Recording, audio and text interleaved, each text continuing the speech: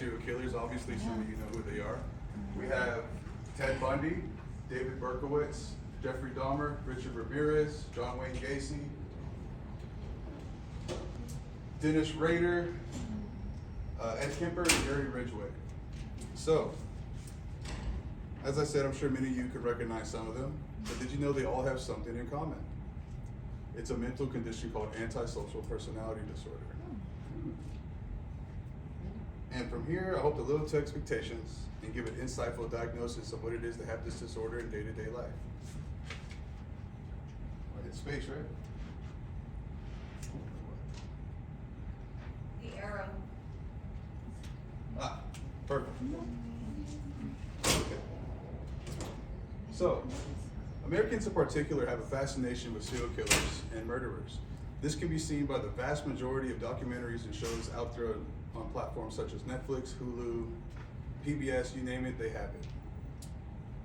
So, now that I've killed some time, we will explore into the mind of the American serial killer and how the brain works, so we may have a better understanding as to why such crimes are committed against humanity.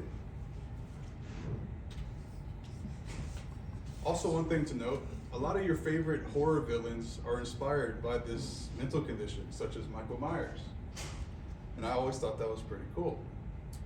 So having a general interest in psychology, I feel I've become a credible source to my fascination of how the mind works.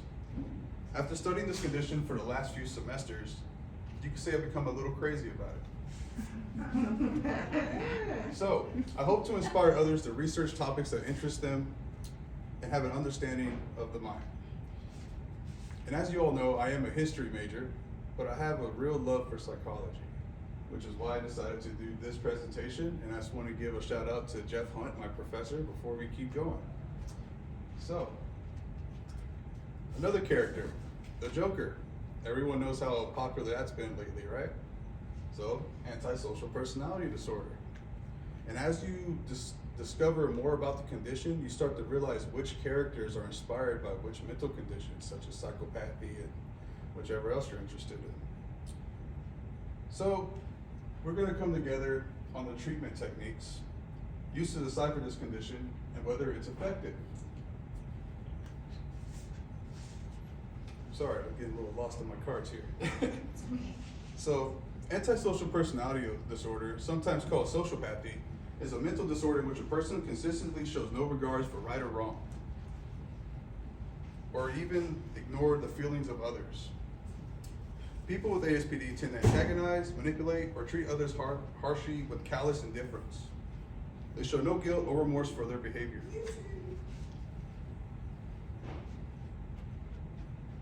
Individuals with antisocial personality disorder often violate the law, they lie, and are very impulsive, and they have a very long history of drug abuse and alcohol abuse. So, what causes ASPD?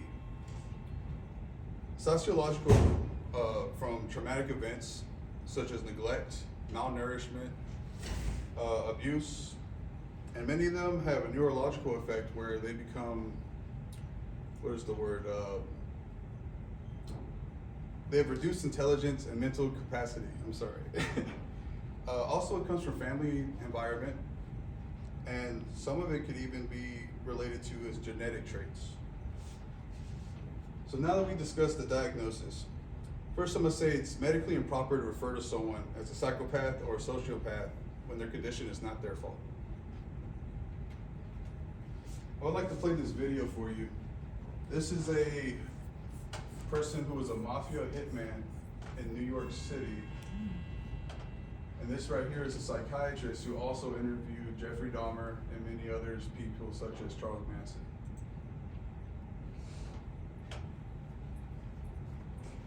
The other thing that I think is true about you is another personality style, where I think it's fair to say that you've got the features of what we call paranoid personality disorder.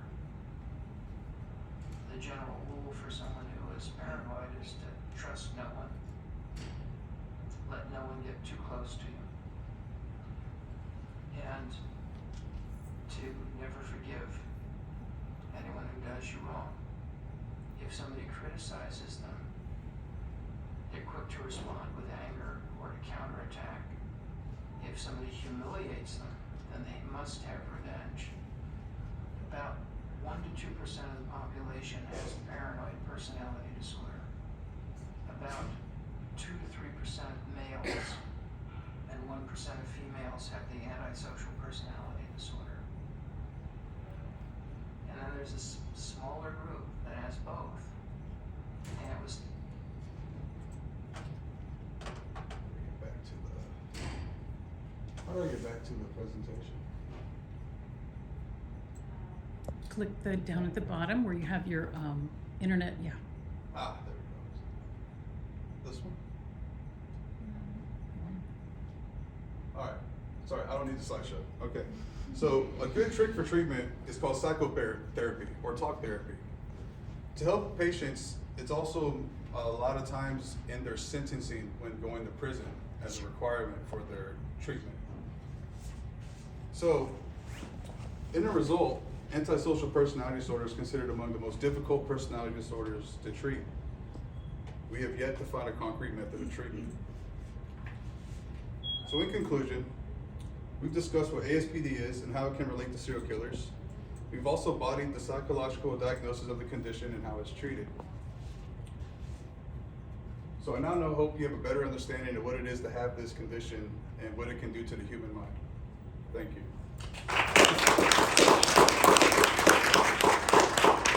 Any questions? I have a question. What do you know about diminished capacity and how does that apply to most individuals who suffer from mental health and apply that law principles? Not a lot. To be honest with you. But I mean, this right here for me was just a particular part of psychology that I decided to kind of jump into. Because at one time I was a psych major, so I was like, okay, study serial killers, jump into this, right? Watch criminology videos, all that.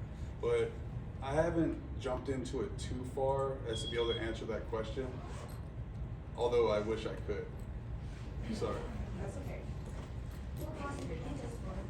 I did this class for psychology, Cynthia Cortez, and I did it for Jeff Hunt for professional communication and business speech, or whatever it's called.